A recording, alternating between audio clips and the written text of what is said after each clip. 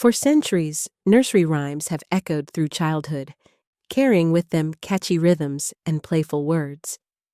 Yet beneath their innocent surface, many hide forgotten meanings and shadows of history. Among them, Hickory Dickory Dock seems especially puzzling. What could possibly lie behind its nonsense words and a scurrying mouse? Welcome back to the Silent Lodge. If you enjoy uncovering dark folklore, hidden meanings, and history's unsettling secrets, don't forget to subscribe and join our growing community. Now, let's dive into the hidden story of Hickory Dickory Dock. The rhyme we know today is short and simple. Hickory Dickory Dock, the mouse ran up the clock. The clock struck 1, the mouse ran down. Hickory Dickory Dock. At first glance, it feels like a harmless children's chant. But it wasn't always for children. The earliest printed version dates back to 1744, appearing in Tommy Thumb's Pretty Songbook. Remarkably, the rhyme then looked almost identical to the one we recite now, suggesting it had already survived unchanged for decades, perhaps even centuries, before being recorded. Historians believe it may have originated around the 1600s, a time of political upheaval and cultural change in England.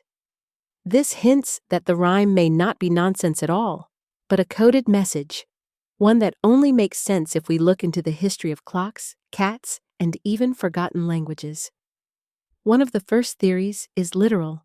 The rhyme describes a mouse climbing a clock, startled by the sudden strike of the bell. Mice are known for darting into unexpected places, but why a clock specifically? The answer may lie in a very real and famous clock in Exeter Cathedral.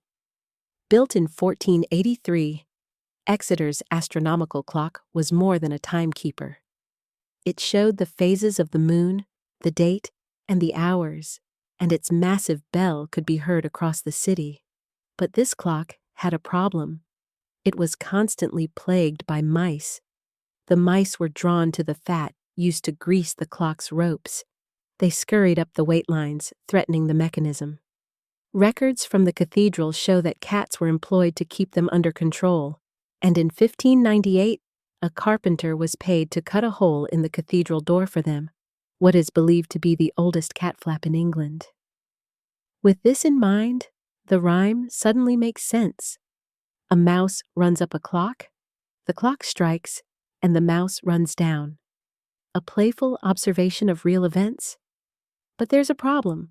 Why is the cat missing from the rhyme when it was just as important as the mouse? This gap leads to another interpretation. Linguists have noted that Hickory Dickory Dock resembles fragments of Celtic counting systems once used by shepherds in northern England. Words like yan, tan, tethera were used to count sheep, and hovera, doera, dick translated to 8, 9, 10. Perhaps Hickory Dickory Dock wasn't originally about a mouse at all. It may have started as a counting chant, repeated rhythmically by farmers or knitters, later reshaped into a rhyme that children memorized easily. Over time, meaning was replaced by rhythm. But the story doesn't end here.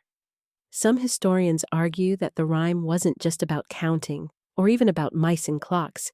It may have been satire, a coded joke aimed at one of the most ridiculed leaders in English history, a man mockingly nicknamed Hickory Dick.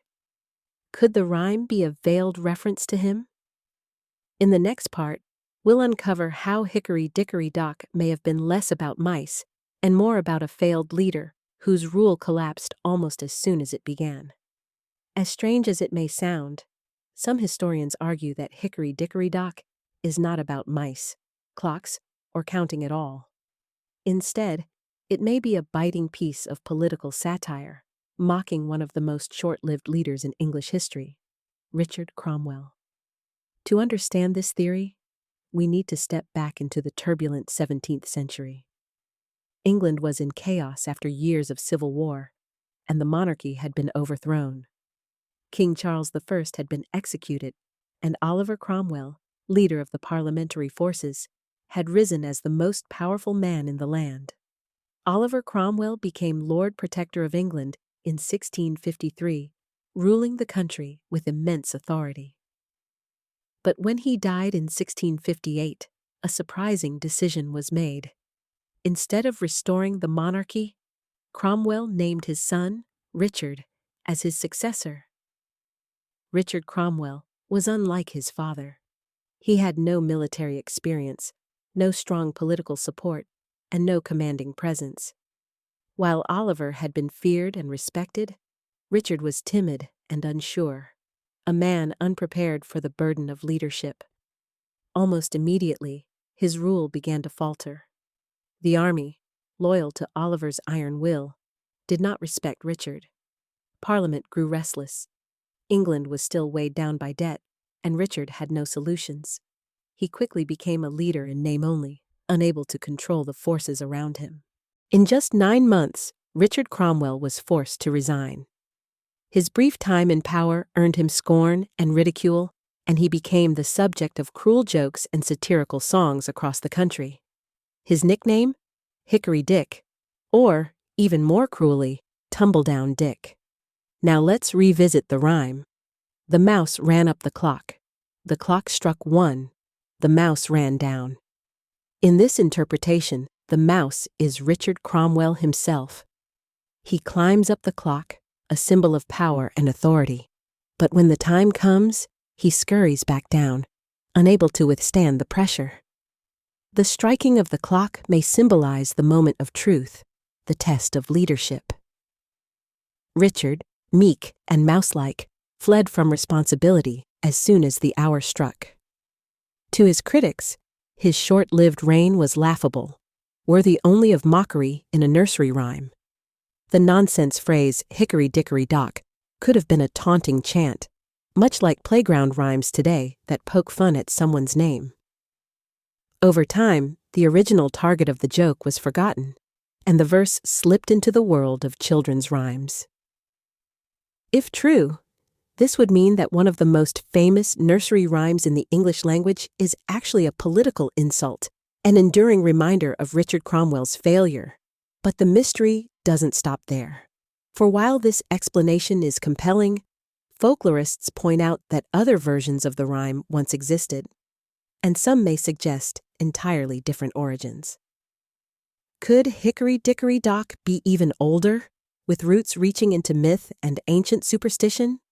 While the Richard Cromwell theory is fascinating, many folklorists argue that Hickory Dickory Dock predates the 17th century. Instead of being born as satire, they suggest the rhyme is linked to much older traditions, some rooted in Celtic culture, others in myth. One clue lies in the unusual phrase itself, Hickory Dickory Dock. Unlike many rhymes, this line doesn't appear to have a direct meaning in English. But in northern England and parts of Scotland, shepherds once used a very different way of counting, known as Jan tan tethera. Instead of 1, 2, 3, shepherds would chant numbers like Jan, tan, tethera, pethera, and so on. These counting systems, traced back to old Celtic languages such as Cumbric and Brythonic, survived in rural communities long after those languages disappeared elsewhere. When we look closer, the sound of Hickory Dickory Dock closely resembles this ancient counting style. In fact, folklorists Iona and Peter Opie noted its similarity to an old chant, Hovera, Dovera, Dick, which meant 8, 9, 10.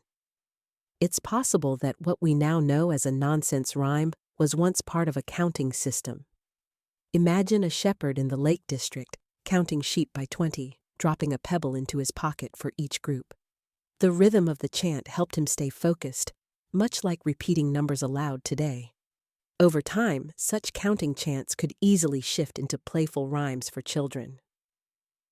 There's also the tradition of using chants in knitting circles.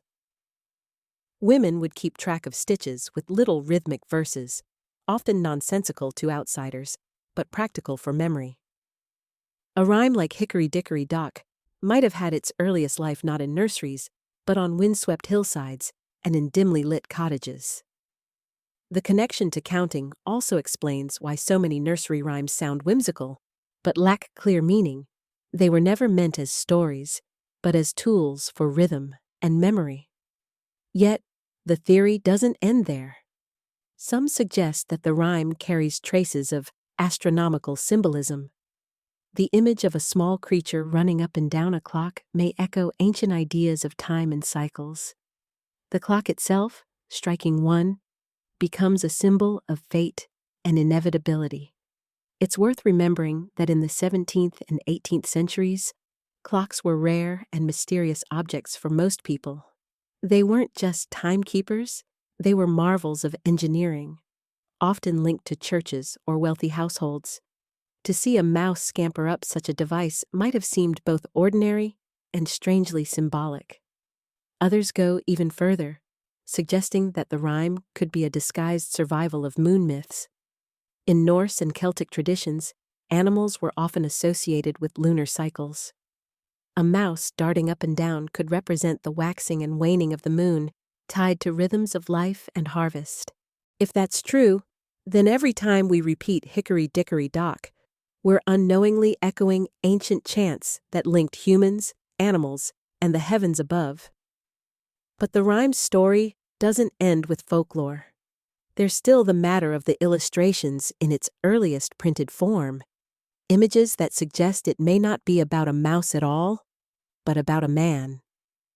And this brings us back to politics, satire, and one very timid ruler. When Hickory Dickory Dock first appeared in print in 1744, it came with a curious woodcut illustration.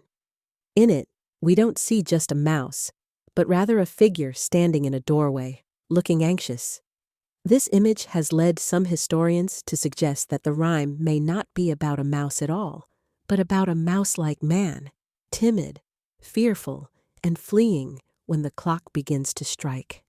Here enters the most intriguing theory of all, the political satire of Richard Cromwell, son of Oliver Cromwell. Known mockingly as Hickory Dick or Tumbledown Dick, Richard became Lord Protector of England after his father's death in 1658. Unlike his father, Richard had no military experience, no strong political allies, and very little confidence. He inherited immense responsibility, but was quickly overwhelmed. His short rule lasted less than a year before he was forced to abdicate in 1659. For satirists of the time, this was irresistible. They mocked him in plays, poems, and songs, suggesting that he was a timid mouse who scurried away when the clock of history struck. The rhyme's playful rhythm may have been a biting joke, turning his failure into a nursery chant that survived long after his name faded from memory. In this interpretation, the clock striking 1 symbolizes the single year of Richard's failed leadership, while the mouse running down represents his retreat from power. What sounds like a simple children's verse may actually be one of the most enduring political jabs in English history. The Cromwell theory also explains the odd phrase Hickory Dickory Dock. It doesn't need to mean anything, it just echoes the mocking tone of satirical ballads common in the 17th century. If true, every child who repeats the rhyme today is unknowingly reciting a piece of political satire from the age of civil wars and revolutions. But perhaps what makes Hickory Dickory Dock so fascinating is that no single theory fully explains it. Is it about the mice of Exeter Cathedral's clock, forever climbing toward food and oil? Or is it an echo of Celtic counting chants, carried through shepherds and knitters? Or is it a satire mocking a failed leader hidden in plain sight? Maybe it's all of them. Nursery rhymes often evolve by blending folklore, history, and humor into a single stream. What began as a chant for counting sheep could have been reshaped by satire, and then softened into a playful rhyme for children. And that's the strange magic of nursery rhymes. They seem innocent, but each one carries echoes of history, sometimes dark, sometimes whimsical, but always revealing something about the people who passed them down. So the next time you hear Hickory Dickory Dock, think about mice scrambling in cathedral clocks, shepherds chanting across lonely hills, and politicians mocked as timid mice running from power. It's a children's rhyme, yes, but also a riddle left behind by history.